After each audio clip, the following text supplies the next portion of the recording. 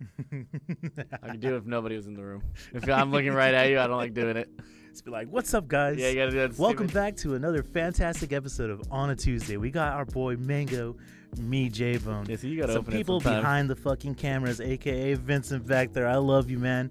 What's good? Yeah, yeah. Besides that, episode number 2 right here. Patreon exclusive. This shit is not going on YouTube. Maybe we'll put like 10 minutes. Say We 10 gotta minutes. get the people excited. Bada bing, bada boom. Is that the intro? What's up? It wasn't supposed to be, but then I I kind kind of like that, yeah. I kind of just went with it. Yeah, I think we roll with that. That was better than what I was going to do. I'm down. This is the first Patreon exclusive. I think, what do you think? I think 10 minutes on YouTube, because I can also make like $250 off that and pay the editor. That's good amount of money. So, might as well double or nothing. Yeah, and I think 10 minutes is like a good. I think 10's good. It's a good length for a YouTube video. Yeah, and then Right. if people want more, they'll pay, and if not, then we'll see you guys in 2 weeks. Yeah, pretty much. But yeah, I think a lot of people didn't think we'd make it this far. Mm-hmm. A lot of people were doubting the podcast. Yeah. Give me Guinness. For some reason, we have Guinness. I don't know how that happens. Because you said Bond was drinking it. Bond is the Guinness. And if you guys know, Lovage also really likes Guinness. Guinness master. And I haven't had one in like 6-7 years. Yep. You went to Ireland, right? I did went to- actually. dude, I that's did. so I went to sick. the Guinness factory straight up. I got to have like a tour. It was like it was like 4 different floors of how they make Guinness, and it was like there was a floor dedicated to each ingredient, Dude, that's so which sick. is really really fucking cool. Oh, you actually bought me one of my favorite bottle openers. Yeah. I have it. Yeah. All right, so we're drinking Guinness. That's why. Let me see. Cheers.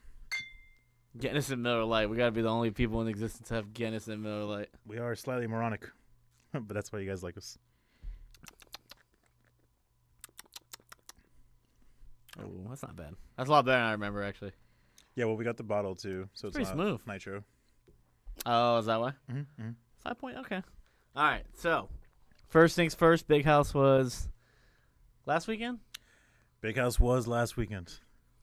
If you guys know, I posted a placement update for your On a Tuesday placement. Joey got 65th, did not make it, and the way the schedule was set, you were just done. Yeah. Saturday. That was it. I was done. I think Woogie came up to me and was like, "Me and Joey both went 3-2, but you didn't go 3-2, right? I did go 3-2. But you had a bye. No, I You got didn't even have a bye. I got my 3 wins. Yeah. You didn't even have a bye, I don't Joey? think so, man. I That's got my crazy. 3 wins and winners. He got his 3 wins and losers. Oh, So I think it makes the difference of me placing higher than Woogie. yeah, because you go back when you go on losers. Yeah. And then I got 3rd, which I outplaced my seed. I was seeded. I was 6, so I did better than I expected. I think I got seeded 61st. You were 60th. So somehow I don't know how I did it. Let me hear the Johns, bro. What? You want the Johns? What happened? Dude, okay, look. I'm going to keep it real. I still don't even think I have been like that out of practice or whatever. I still feel like I'm playing great right now. I feel like if I were to sit down right now and play the same people I played, I'd easily just beat them. But, you know, tournaments different. Tournaments, you get in there. Different. Yeah. I did the classic Joey where I think I felt really confident playing Spark throughout the week because I knew I was going to Oh, you had Spark on losers. Yeah, but even besides Spark, I Who did think you lose to? I lost to Ralph and Spark. No, who did Spark lose to? Oh, he got double puffed on. So Oh, he lost to Puffs? 2 puffs.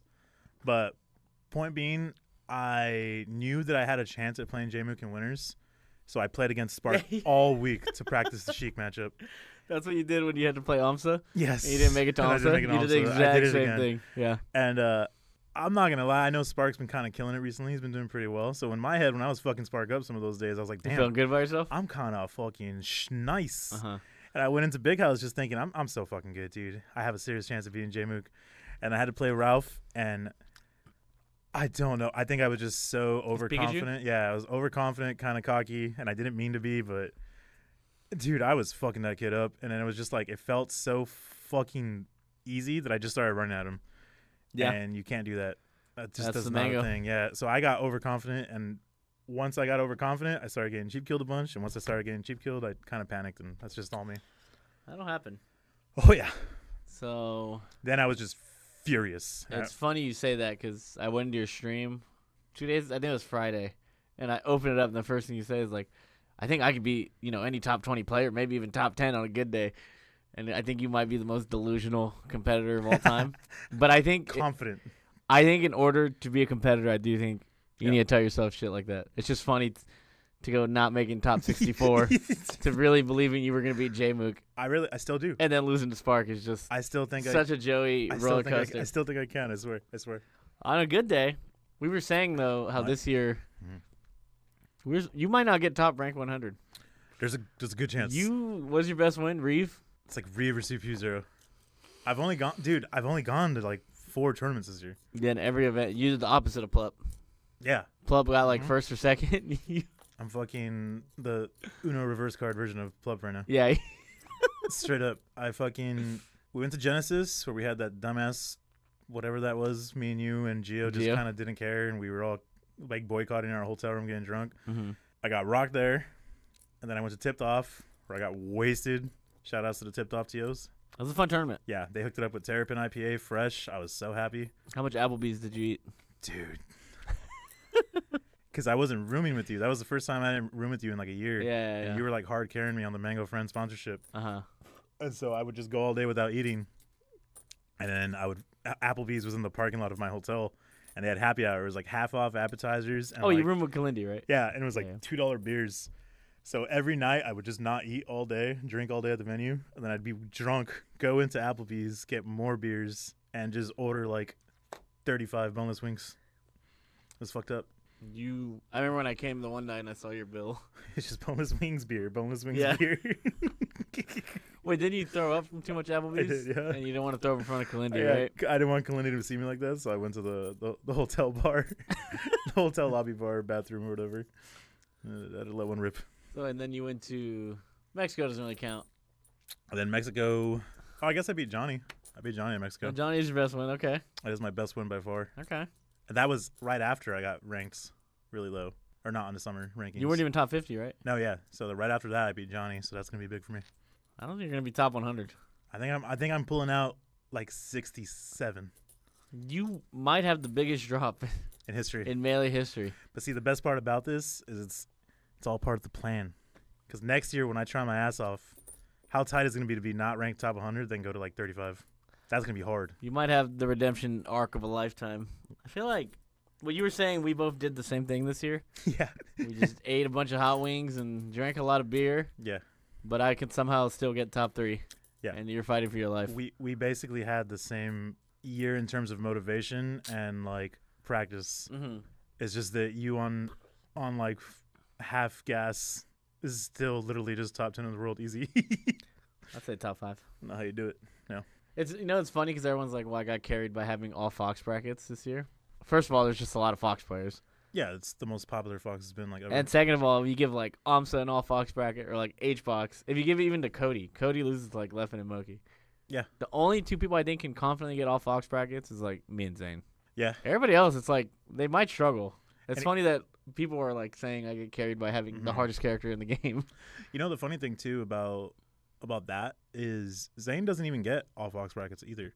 It could possibly be a bad thing for him. Dude, when you play a lot of Foxes in a row, like it's hard because they all play just different. Yeah. So it's a little bit of a like adaptation kind of thing, right? Yeah, because when you go from like Aklo to Moki to Cody, it's just 3 asshole styles, just different. So it's like it's different flavors of asshole. Yeah. Yeah. Oh, did you see my Baskin Robbins asshole flavors? Yeah, just pick one. Fucking you see my set with Curve? No, I heard He's about the biggest that. asshole. Dude. He just runs away, and I was like, that okay. player, the way he types about Melee, you would never imagine he plays the way he plays. Yeah, you think he'd be like this sick player, but he just plays pretty defensive, pretty foxy. It's a hate fox. Yo, he used to be Luigi, right? He's a Luigi player. Yeah, and then I still felt bad, but because he tweeted after, because he had lost to the real thing, he was like, I hate, losing to mid-tier, or like, he said something about mid-tier Falcos, and I thought he was talking about me. And normally I wouldn't assume someone to say something about me, because it's like, why? But Curve's... But I've heard Curve's a legend, and reputation. Just does not give a fuck. So I was like, you talking about me? So then I was just like, I said what I said. But then I found out after that he had just lost to the real thing, and I was like, yeah.